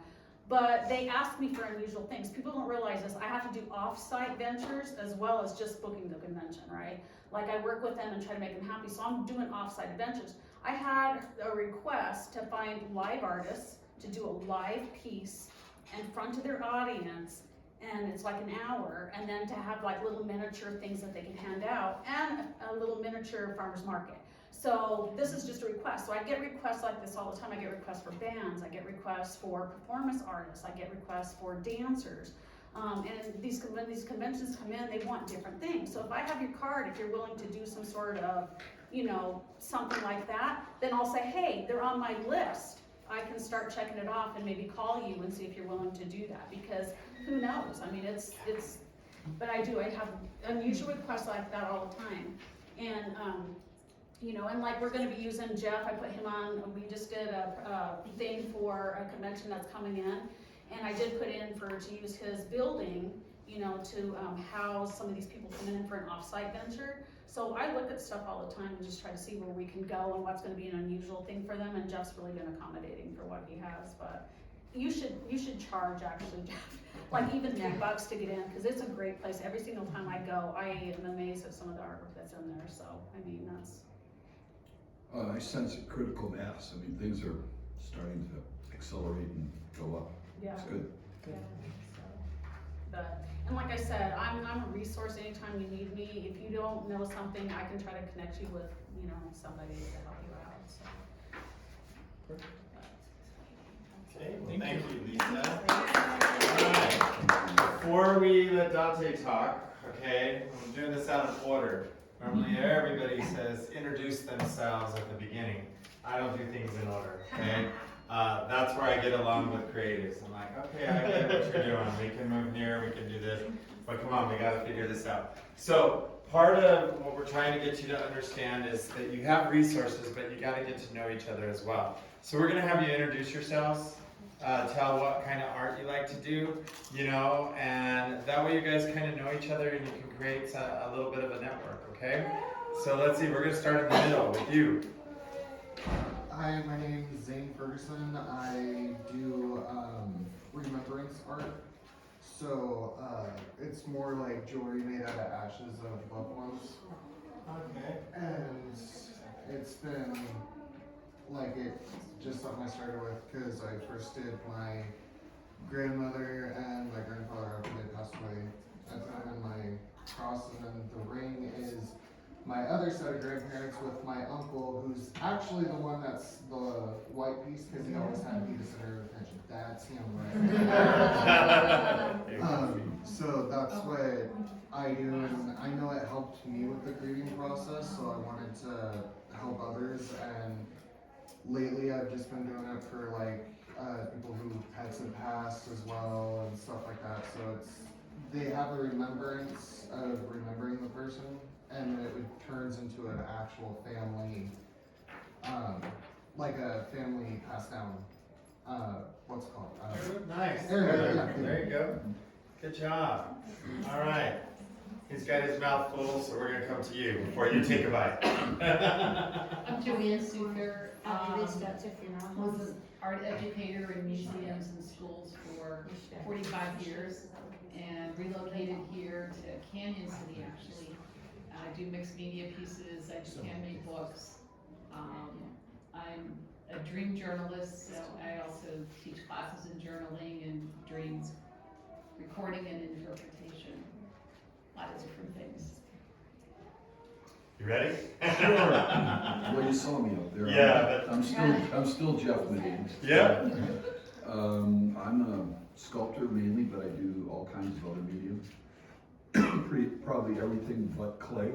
And I had a show in the original gallery in December, and then the people who own the Museum of Friends in Walsenburg said, I want your show down there. So my show is down there for about 2.5 months, and then I just got it back about 3 weeks ago. So because we're doing all this work in the gallery, my studio is impossible to work in. Every surface is full of crap.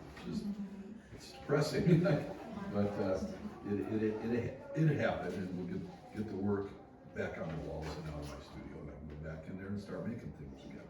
All right. My name is Angelica. I'm a photographer and a digital media creator.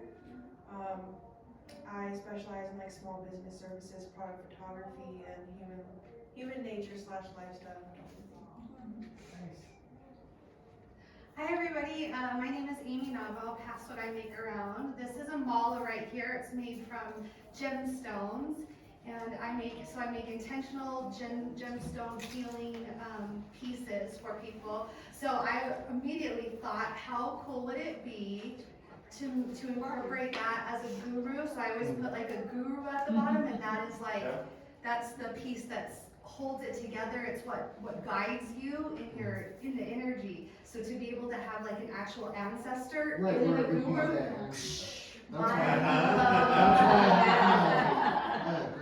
And show your wrists too. Those are all her beads as well. Bracelets. I think I own 4. So what I have a small boutique. what I'm really excited about this for is that I felt kind of helpless in the fact that I would love to create an actual holistic wellness boutique. So this is an apothecary. This is a place that you walk in and you feel peace. It's calming. You receive healing. I want to have a tea bar where people can come in and they sit and they have tea. They shop. There's products, local organic products that they can shop and just be in the experience with. They get, I'd love to host classes there. So I'm a meditation teacher, so meditation, different, the dream journaling, like that would be really neat to hold a class of that sort. So a place that's it's a holistic boutique that is for classes, for healing, for products, for gathering and connecting our community. Nice, nice. So I'm trying to get all my resources to get that going, really. Yep, This is and exciting. it looks like you'll need your own collective together. I'm building it. Everything together, yes. Coming together. And tell them all the million things you do. Okay, my name's Misty Hughes. Let's see, I'm somewhat Facebook famous, I guess. People know me from the streets, from my Instagram and my Facebook. I've had shows around town. I'm an artist, I'm an art teacher. I teach art at the El Pueblo History Museum. I've had multiple shows all around different coffee shops and restaurants and bars. I have my own mobile painting party business, so I teach all ages, birthdays, celebrations, and I go to the different businesses and I have these activities, or I go to people's homes. I also do a lot of community engagement for the Boys and Girls Club, for the United Way for the Mentoring Matters, for the El Pueblo History Museum, where I will have a large group of people come and we all contribute a small piece to a community painting, and then that painting will either be auctioned off and the money will go back to the organization, or it's been traveling around Pueblo. I have 2 pieces for the Mentoring Matters program that are outside of the judicial building. I mean, inside the judicial building, outside of the youth offenders courtroom. So I'm really engaged with the community. I'm surprised that I haven't met more of you. Yeah, I'm like, I do so much all the time. People are like, oh, Misty, I know you. I'm like, oh, nice to meet you. I'm glad you know me, but I don't know you. But that's okay. I'm having an art show at the Heritage Museum, a solo art show in August. So keep your eyes open for that. I just do a lot of stuff. I draw, I paint, I sculpt, I ceramics, I do sculpture, I do all kinds of stuff. So I told her, just sit down and watch TV. there's no time for that. Right? Bruce, you want to well, you've already introduced, right? Yeah. Today? Oh, I don't know. No, she didn't. See, our days are running together. Go ahead, Bruce. Hi, Prudence. I'm office assistant with the SBDC. I do work study there also. She's amazing. Yeah. She's got the hands and the feet. My name is Catherine O'Grady. I'm the new coordinator over at the SPDC, and this is day number 4. Yeah. You all met Lisa? I met Lisa, but I will have to say is that I'm also an artist. I do metal work. Yeah? Yes. I'm not as great as some people, but you know, I'm there. Bernadette's with me. We like to eat, drink, and watch TV. That's right. Okay, yeah. You guys get rewarded with that after you help us all. That's why we like to have drinks. Can you believe what they asked us for this time? You know, but then we'll figure out a way to make it happen. Right. And so I won't introduce Dante. He'll introduce himself in the Latino Chamber next. Perfect. Thank you, Brian. Thank you all so much for coming today. I'm Dante Bartola. I'm the Business Development Coordinator here. This is my favorite room in our office. It's our Learning Center. So this is where we host all of our workshops, presentations. If a member is wanting to share their expertise in their field, their area, they come in here, we set up a presentation for them just like the one you're seeing today. If members are wanting a specific type of assistance. They want to learn more how to get into TikTok. They want to learn how to set up retirement plans for employees. Whatever they need help with, we try to find the people, whether it's in our member base in the community, it's people from SBDC, from the Greater Chamber, from SCED. We try to find them and have them give a presentation.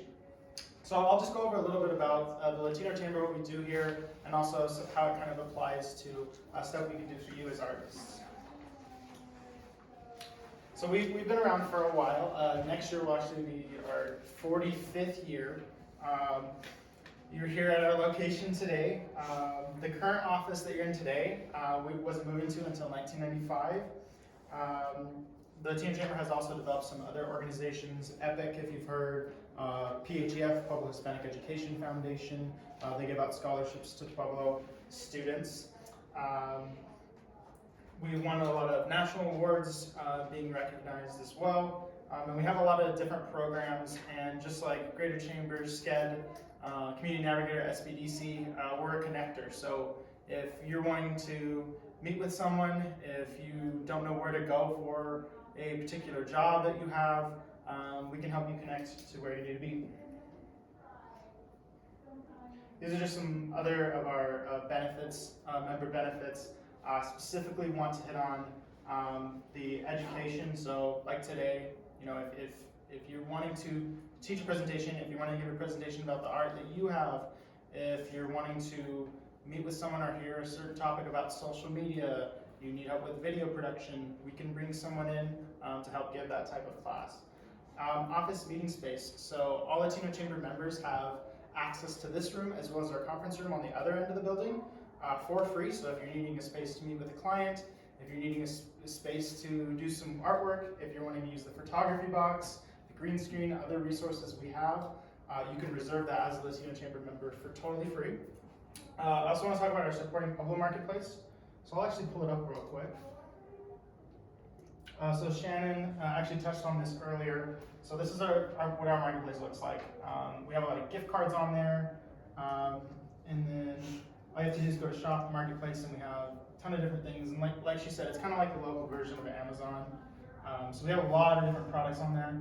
A lot of them are handmade goods. So if you're wanting to sell your art online and you already don't, this is a great way to do it. And we also help with the order fulfillment and delivery. My office, sometimes it looks like a storage closet because I house a lot of the products that are actually on Supporting Pueblo.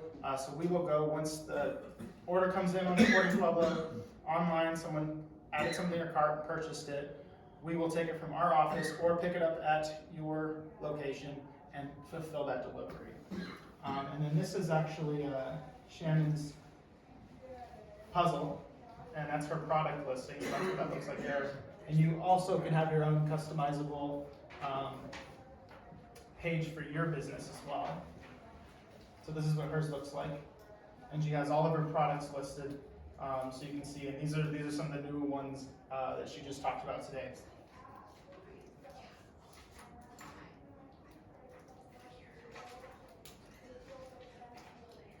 And our Business Resource Center. So this is our Learning Center, our Business Resource Center. Like we already talked about, photography light box. I've used it a bunch. I actually have one for home too.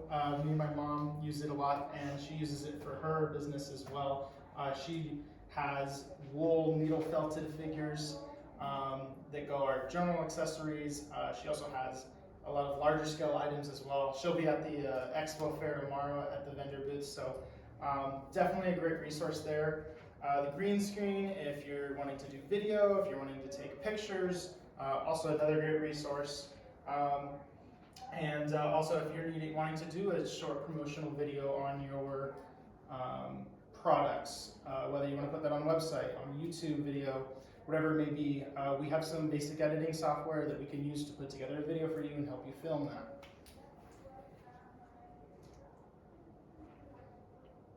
This is just some of the various events that we have at the Latino Chamber throughout the year. A lot of really fun ones. If you haven't attended any of them before, please do. In October, we'll have the Small Business Summit. We'll be working with SBDC as well on that.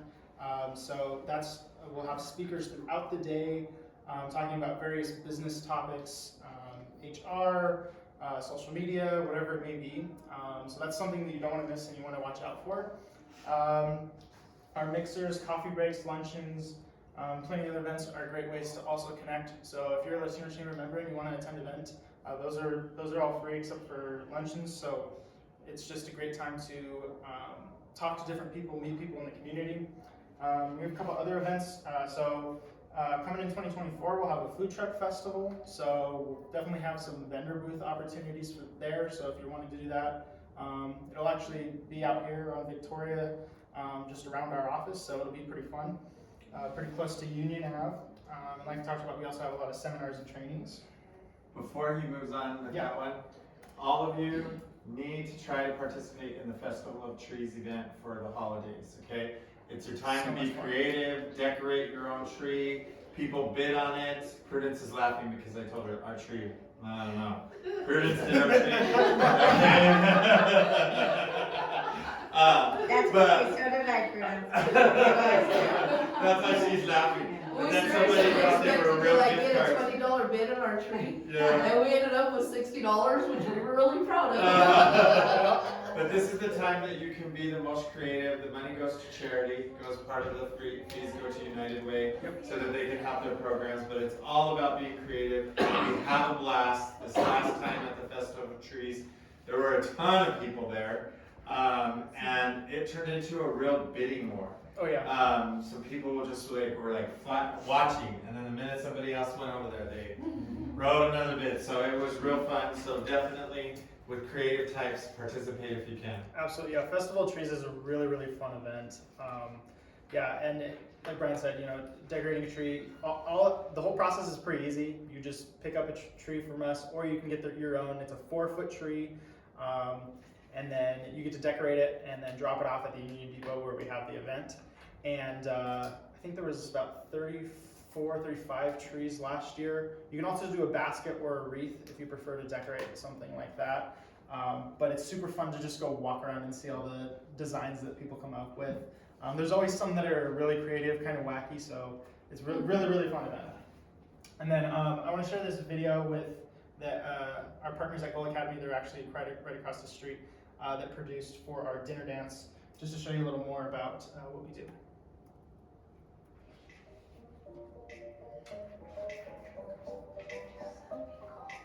Can you hear this video too, Brian?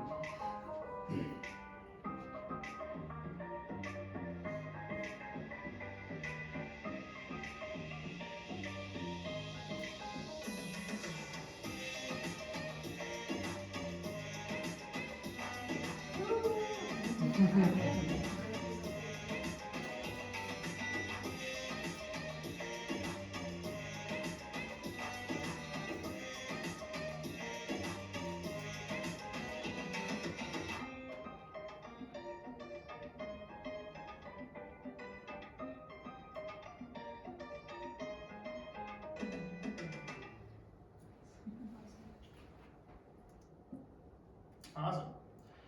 Here are a couple updates for the future. We've launched our Building Payoff campaign, which you can actually donate to on supporting Pueblo, which is really cool to have that there. This is just to help create some much needed updates for the building that you're in today, as well as some additions that we'll definitely talk about more. And then coming soon, hopefully in the next few years, we'll be doing a multicultural arts and music festival. So there'll definitely be vendor opportunities there. Hoping to be pretty big, really pump that up. So that'll be a really cool thing that we'll have coming up. And you can subscribe to our newsletter if you scan that with your phone. There's contact information. One more thing I want to say, don't leave today without connecting with all of the people that presented today, because they can really help you, whether it's connections, whether it's going to a class of ours, going to a meeting, whatever it may be. There's a lot of great resources just in this room alone. So please connect with people. I'm happy if you want to connect with me. I can give you my business card, and I can even spend more time with you after if you're interested. And another thing, the laptops, one thing I forgot. So we just got those brand new, and Latino Chamber members can come in here, reserve a time to use the laptop, rent the laptop out, or if you're wanting to learn something particular. I know Shannon mentioned Canva earlier. If you're wanting to get more experience with Instagram, TikTok, Facebook, whatever it may be, you can come schedule a time with us as a Latino Chamber member for free, and we'll just sit down with you, make an appointment, and go through kind of the basics of those various things that help in your business. So thank you very much. All right, everybody. So thank you for coming today. Okay, like Dante said, make sure to connect. Prudence is going to be here for a little bit because Bernadette, Catherine, and I, we have to get on the road to Walsenburg. We have another event in Walsenburg right now. But connect, use these resources, and then the other thing I can't stress enough is tell people about these resources, okay? Tell them to use them, all right? Because Pueblo is such a great community. We have so many resources and so many organizations that are here to help, but everybody says, there's nothing in Pueblo to help us. There is a ton of things to help you. So just tell people about it. Tell them to check it out. Tell them to use it. Honest, we're not going to make you give us tons of money. We're not going to make you join forever. We're just here to help, and that's our main goal. Okay? If you don't have time to get Bernadette's card, make sure Prudence gets your information, and the SBDC can get you that as well. I will send you that link for that art grant that I was talking about. Okay? You're going to have to subscribe to their newsletter so that you'll know when they open this grant. But it's something that will really help out with that, all right? So thank you to all my partners for coming and sharing your information today. And thank you all for coming today. We appreciate it, okay? Take care. Have a good day.